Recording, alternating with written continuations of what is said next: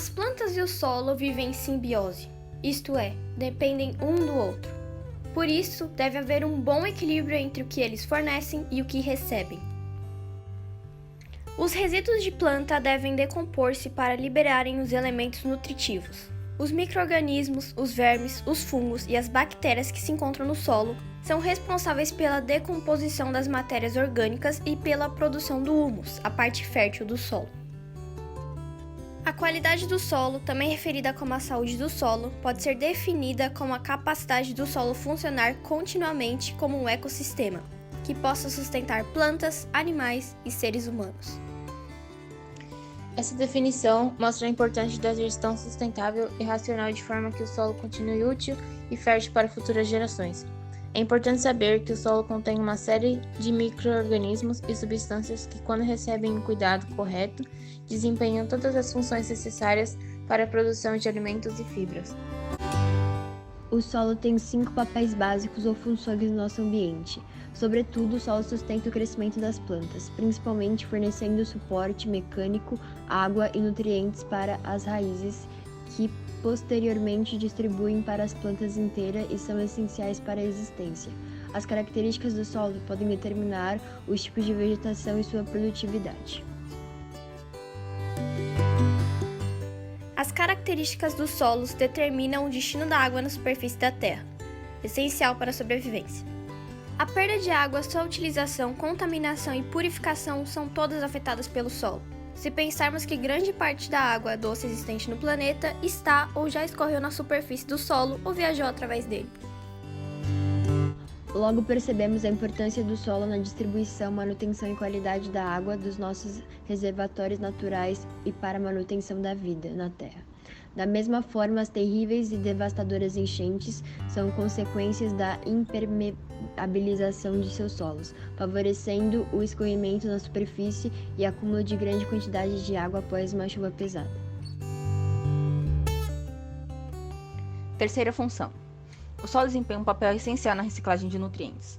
Diante disso, se esses corpos e resíduos não tivessem sido assimilados pelo solo, reincorporados e convertidos em matéria orgânica ou humus do solo, plantas e animais teriam esgotado seus alimentos anos atrás. Quarta função. O solo é o habitat de casa de muitos organismos, pois um punhado de solo pode conter bilhões de organismos igualmente vivos e mortos.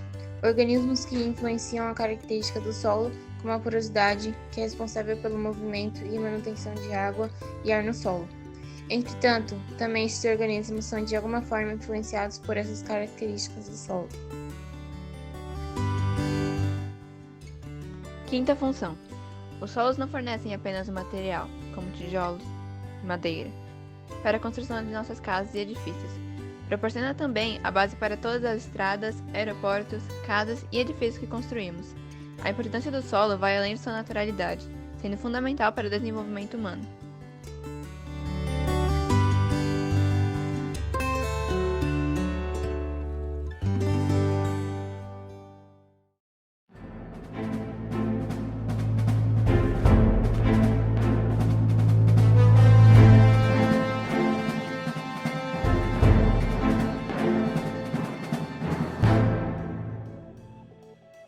A água é a fonte de vida para plantas, animais e insetos.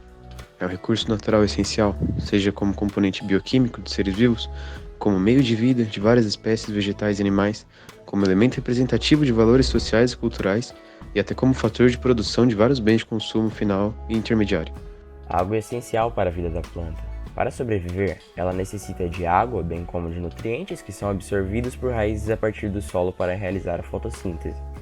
As plantas são compostas de 90% de água, transportada em toda a estrutura quase de maneira contínua para manter os processos vitais de trabalho.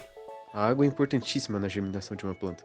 Uma semente requer de umidade para amolecer e provocar o rompimento da casca, permitindo a entrada de oxigênio. O desperdício de água aumentou pelo terceiro ano seguido no Brasil, segundo o estudo do Instituto Trata Brasil, feito em parceria com a Water.org e obtido com exclusividade pelo G1 e pela TV Globo. Os dados mostram que em 2015, 36,7% da água potável produzida no país foi perdida durante a distribuição.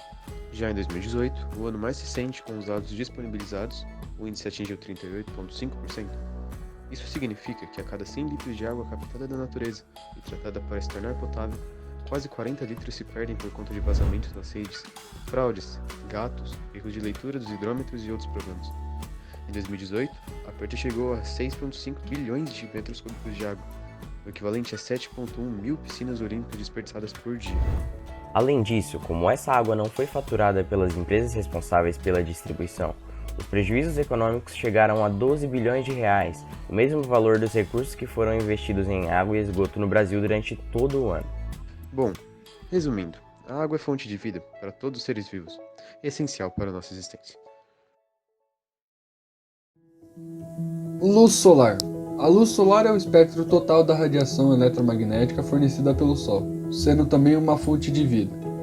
Ela fornece calor, vitamina D, faz a regeneração de nossa pele, destrói germes e bactérias e também faz a fotossíntese, sendo fundamental para a sobrevivência dos seres vivos.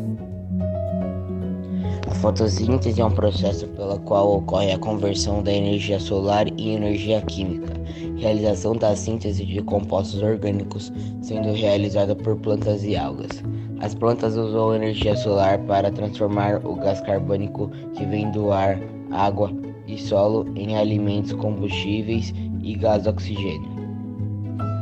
Além disso, podemos contar com a luz solar para utilização em diversas ações no dia a dia, como o aquecimento de água para consumo, eletricidade em tomadas e aparelhos eletrônicos, iluminação para determinados ambientes, entre outros. Contudo, devemos ter em mente que o uso de energia elétrica deve ser realizado de modo consciente e econômico, não só pensando no financeiro, como também ambiental. Agora a pergunta que não quer calar: por que a luz solar é sustentável?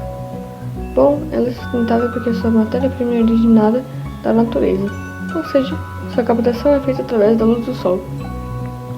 Dessa forma, os recursos naturais podem ser usados de forma abundante e renovável, não afetando o meio ambiente.